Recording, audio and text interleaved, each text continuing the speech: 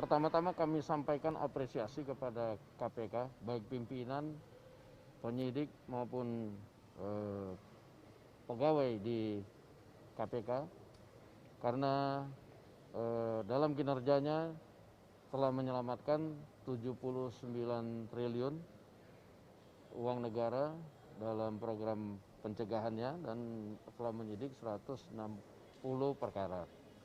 Nah, tentunya hal ini bukanlah akhir daripada prestasi yang kita tunggu, tetapi ini adalah penyemangat bagi pimpinan serta seluruh yang ada di KPK untuk melakukan kerja-kerja pencegahan dalam menyelamatkan uang negara dan melakukan penindakan di mana perlu, sehingga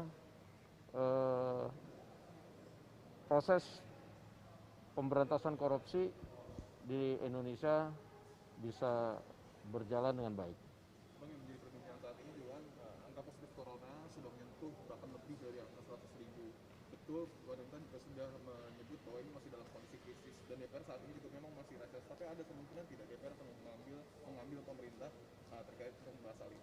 Ya, soal pembahasan ini tadinya kita akan minta pembahasan ini dilakukan dengan pemerintah pada saat masa sidang beberapa pekan lagi.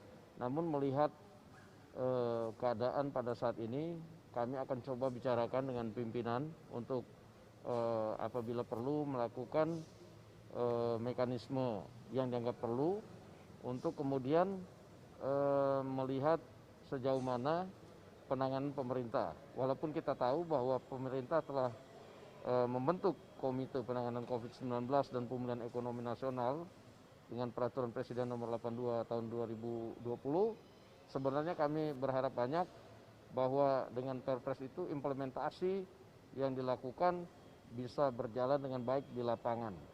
Artinya ada kemungkinan memanggil pemerintah di masa reses ya, Bang? Ya, mungkin dengan mekanisme lain itu nanti kita coba akan bicarakan dengan pimpinan. Oke. Di tempat yang berbeda juga Pak Doni Monardo menyebut bahwa ada kemungkinan pemerintah memberikan izin kepada sekolah di luar zona hijau untuk kembali beroperasi dengan tatap muka, pembelajaran tatap muka. Bukankah ini kontradiktif, Bang, dengan kondisi corona saat ini? Justru itu, untuk di zona hijau saja kita mesti melaksanakan protokol COVID dengan ketat dan disiplin.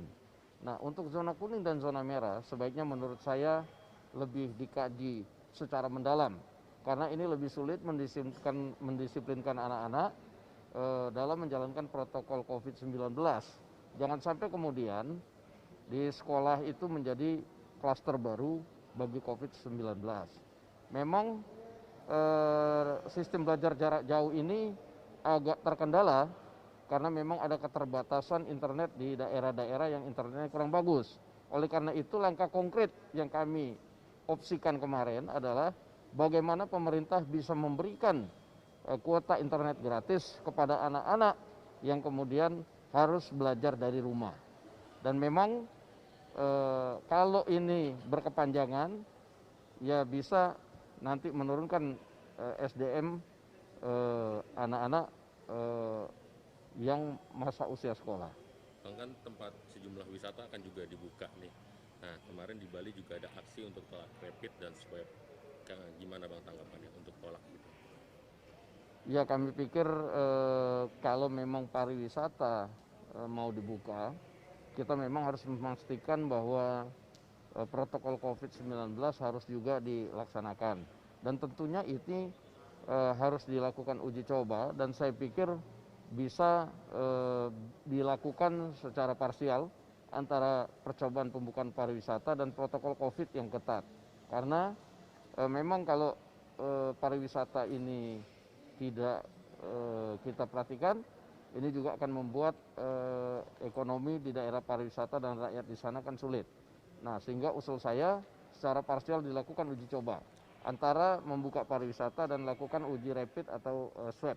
Tapi ada sejumlah kelompok masyarakat di Bali yang menolak adanya rapid dan juga tes swab karena ini dinilai katanya konspirasi atau juga by design yang nantinya ujung-ujungnya itu hanya bisnis vaksin. Dan demonya juga tidak menggunakan masker, tidak membagi. Ya, kalau itu menurut saya tugas dari pemerintah daerah untuk meyakinkan masyarakat. Dan tentunya yang dilakukan ini adalah untuk kemajuan dari masyarakat di daerah itu, terutama Bali yang menjadi tujuan pariwisata. Nah, kalau kemudian para turis asing melihat bahwa protokol COVID-nya bagus, penanganan COVID-nya bagus, saya pikir Bali bisa menjadi kembali alternatif wisata di masa pandemi. Terima kasih. Terakhir Bang, kemarin kan sudah dibahas bahwa Bang Dasko menyebut bahwa akan berkoordinasi dengan pimpinan Komisi 3 DPR terkait dengan RDP Joko Chandra di masa reses. Sudah ada perkembangan ya Bang? Kami sudah melakukan koordinasi baik dengan pimpinan DPR maupun pimpinan Komisi 3 dan ini kita akan bahas di Rapim. Akan di Rapim. Berarti masih ada kemungkinan RDP dilakukan pada saat Ya, kita belum tahu nanti apa yang jalan tengah yang akan diambil, tetapi kita akan bahas di Rapim dalam waktu dekat. Oke, Terima kasih. Peace.